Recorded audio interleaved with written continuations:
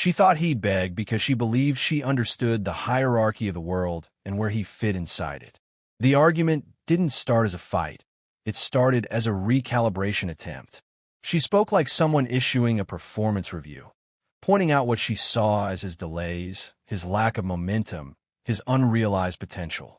He listened longer than he should have, not because he agreed, but because he was mapping the conversation. When he finally said he was done explaining himself, the room changed.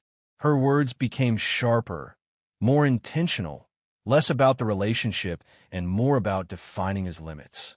She didn't shout. She didn't lose control. She said things designed to place him beneath her expectations, beneath the future she thought was possible for him. It wasn't just personal anymore. It was cultural. It was dismissive.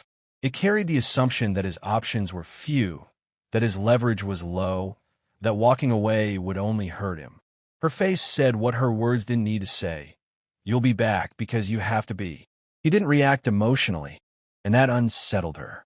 He stood there long enough to understand that the argument wasn't about solving anything. It was about positioning.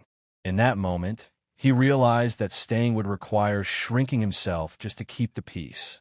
So he made a clean decision.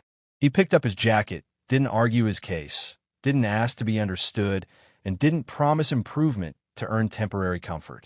He walked out. The door closed without drama, and with it closed the version of his life that depended on someone else's approval. Outside, the city didn't care. Traffic moved. People passed by. The world kept executing.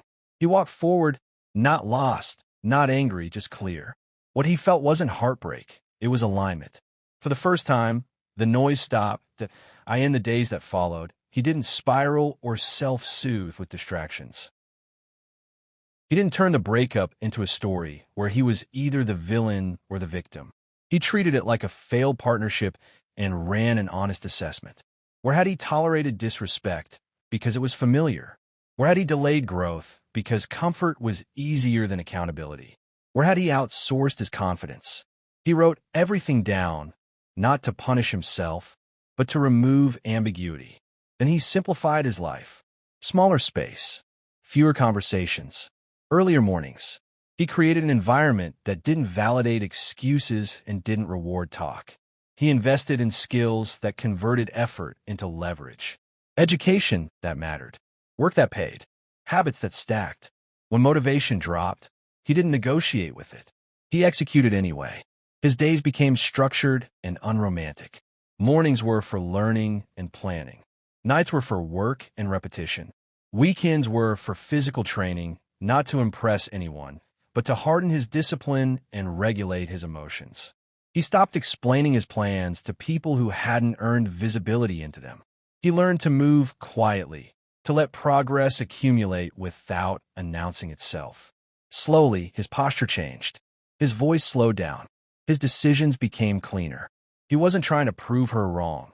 He was trying to become reliable to himself. Opportunities didn't arrive magically. They appeared because he was prepared when they did. People began to listen when he spoke, not because he demanded respect, but because he delivered value consistently. Months later, he stood in a room that represented the outcome of those choices. A project he had helped build, focused on real impact, real metrics, real outcomes. No eslogans, no viternis, just competence. He spoke with calm authority, grounded in work that had been done when no one was watching, and then she walked in. At first, she didn't recognize him. Same face, different presence. He wasn't seeking attention, but found him anyway. People leaned in when he talked. When their eyes met, there was no triumph in his expression, no resentment, no desire to be validated, just neutrality. Afterward, they spoke briefly. She admitted she didn't think he would actually leave. She said she assumed reality would bring him back. He listened without interrupting. Then he said, evenly, that he couldn't stay anywhere he had to prove his worth or negotiate his dignity. He wished her well and excused himself. He had somewhere else to be. This time, she didn't expect him to return because now the assumption had collapsed. She realized the mistake wasn't the argument or even the word she chose. It was underestimating a man who was willing to walk away from disrespect and pay the price of growth. Some men don't beg when they're diminished. They don't explode either. They adapt. They recalibrate. They build quietly until the environment that doubted them no longer has access. The lesson isn't about revenge or validation. It's about self-respect as a system. Don't perform your pain for someone who already decided your ceiling. Invest in skills. Build leverage. Execute consistently. Let results speak, because results don't argue, don't explain, and don't need permission.